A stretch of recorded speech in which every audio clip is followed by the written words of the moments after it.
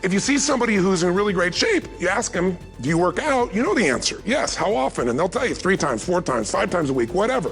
In a seminar, I'll ask people, who here works out at least 5 days a week? And I'm stand up. And you look around that room and you know that they work out 5 times a week because you can see their body.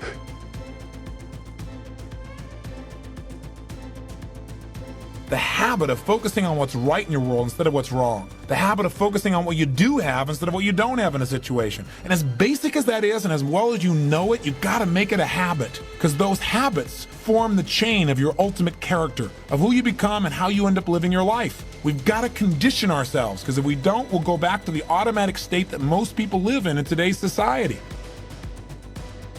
Being positive isn't going to change my life. I got to deal with the real problems around me, those real challenges that are out there. I don't want to just be positive. Somebody says, how's it going? I go, I'm doing great. And they go, why? You go, I don't know, but I just feel good. I don't want to be that way. I want to be real. I want to be on top of things. But you know what? I thought, wait a second. I can be positive about solutions.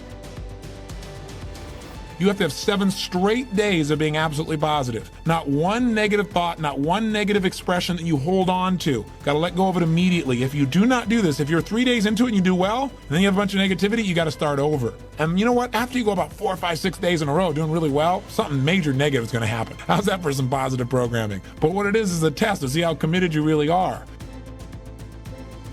When you're trying to become successful, you're going to want to make sure you're set up for the best path possible. You want to pave the easiest way to success that you possibly can. That doesn't mean it's going to be easy. There's still going to be hard times, but you want to make sure that you're well prepared for whatever will happen.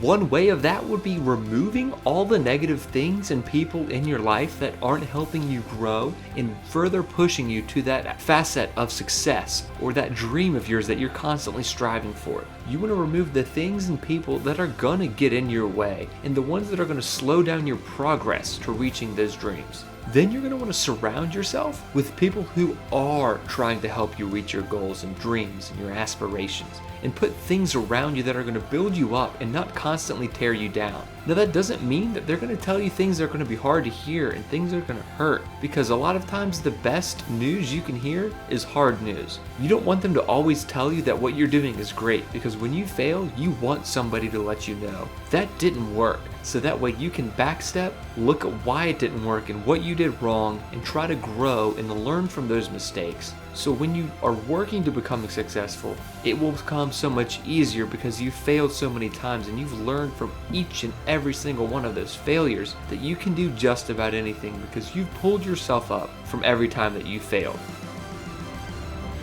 The very first thing I do when I wake up in the morning is I want to get my head right. I do this thing called priming. Now, some people get up in the morning and they meditate. And I think meditation is wonderful, but I haven't met many people that can not think thoughts. This is a different outcome. This is about priming yourself. It's about putting yourself in a state where your mind and body will respond accordingly.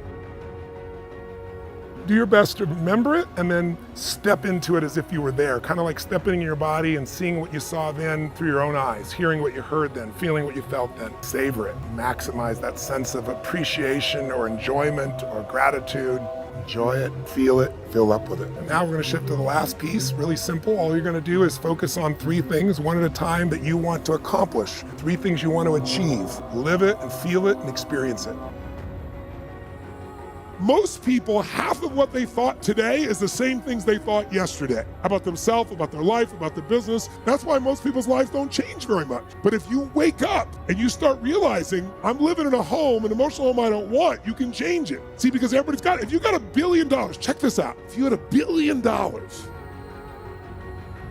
quality of my life is the quality of my habitual emotions. The quality of my entire life is nothing but the quality of my habitual emotions. Whatever habits of emotion, wherever my emotional home is, I will find a way to get back there. And until I change that, I'm gonna have a problem. Why don't they move, guys? Because it's what they're conditioned. They call that home. I don't wanna leave my home, it's what I know. If you got people that love you and you're not feeling joyous and alive, something's wrong. And you know what it is? You got an old home you're used to. Maybe the home you're used to is not a very happy home. It's a home of worry, a home of frustration, a home of anger, a home of feeling everything's unjust. And so you find a way to get back home using whatever the environment you can use.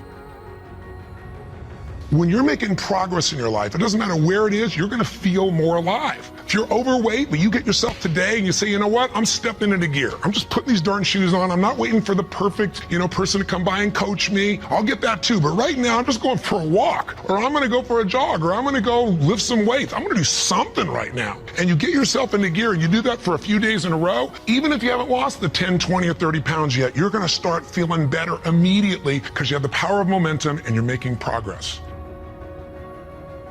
Happier and stronger and closer in their love than ever before, and you know it's real, and you see the results a year later as we do the follow-ups, and you haven't seen the follow-ups, be sure to see that and hear about the story of what's happened with them. When you get that experience, it affects you. Because it isn't somebody verbally telling you a story, it's something you kind of went through. So the idea here is, it's small. If you'll face a bigger fear, that little fear will start to be handled pretty easily. You can take yourself from a place where, in the face of absolute total tragedy, you triumph. But it requires making some new decisions, taking some new actions, and mastering a part of yourself that can unleash all of your power and ability as a human being. That human spirit, as corny as it sounds, can be channeled in a very specific way. And if you do, the game of life changes.